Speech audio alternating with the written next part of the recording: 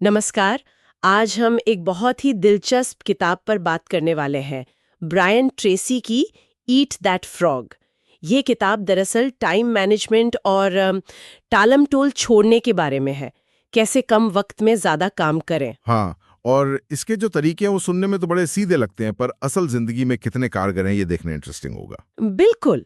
तो आज हम इसी किताब के जो मुख्य आइडियाज हैं उन पर थोड़ी गहराई से बात करेंगे, समझने की कोशिश करेंगे कि ये हमारी मदद कैसे कर सकते हैं। चलिए शुरू करते हैं। सबसे पहले तो ये नाम ही, मेंढक खाओ, मतलब थोड़ा अजीब है ना? हाँ, है तो, पर ये एक मजेदार मेटाफर है, एक रूपक। इसका मतलब है कि दिन का जो सबसे मुश्किल, सबसे जरूरी काम है, जिसे हम टालते रहते हैं। हाँ, वो बड़ा और बदसूरत मेंढक। एग्जैक्टली, उसे सबसे पहले कर डालो, सुबह उठते ही। और लॉजिक ये है कि अगर वो सबसे भारी काम निपट गया तो बाकी का दिन हल्का लगता है, एक सेंस ऑफ अचीवमेंट रहता है ना। है ना? सही कहा। कॉन्फिडेंस भी बढ़ जाता है कि चलो सबसे मुश्किल तो हो गया। बिल्कुल। तो पहला कदम हुआ अपने उस मेंढक को पहचानना। हाँ, वो काम जो सबसे जरूरी है, जिसके नतीजे सबसे ज्यादा मायने रखते हैं, पर अक्सर हम उसी को तो टालते हैं। यही तो बात है।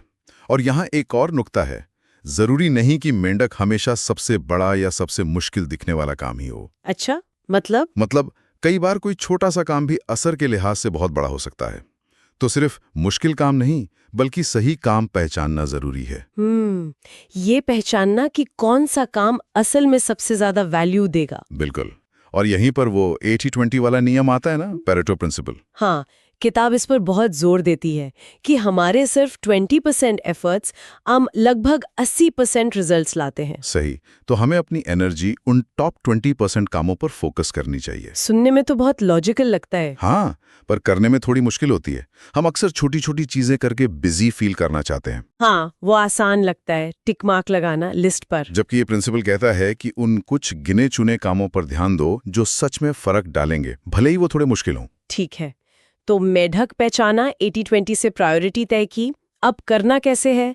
किताब प्लानिंग पर जोर देती है। हाँ, एक टिप जो मुझे काफी अच्छी लगी, रात को सोने से पहले अगले दिन की लिस्ट बना लो। उससे सुबह उठकर सोचना नहीं पड़ता कि क्या करना है, क्लैरिटी रहती है। बिल्कुल।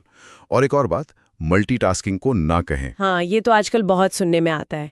एक बार में एक काम पर पूरा फोकस, जिसे डीप वर्क कहते हैं। वही डीप वर्क, बिना डिस्ट्रैक्शन के। जब आप ऐसे काम करते हैं तो क्वालिटी बढ़ती है। और शायद टाइम भी कम लगता है। हाँ, अक्सर कम लगता है, क्योंकि ध्यान नहीं भटकता। तो वो जो मुश्किल मेढक है वो ज्यादा अच्छे से और जल्दी निपट जाता है। और वो जो टाल मटोल वाली आदत है, प्रोक्रेस्टिनेशन, उसका क्या? हम सब करते हैं कभी ना कभी। उसके लिए किताब एक बड़ी सिंपल सी ट्रिक बताती है। क्या? जब कोई जरूरी काम शुरू करने का मन ना हो तो खुद से कहो, बस 5 मिनट के लिए शुरू करता हूँ। बस 5 मिनट?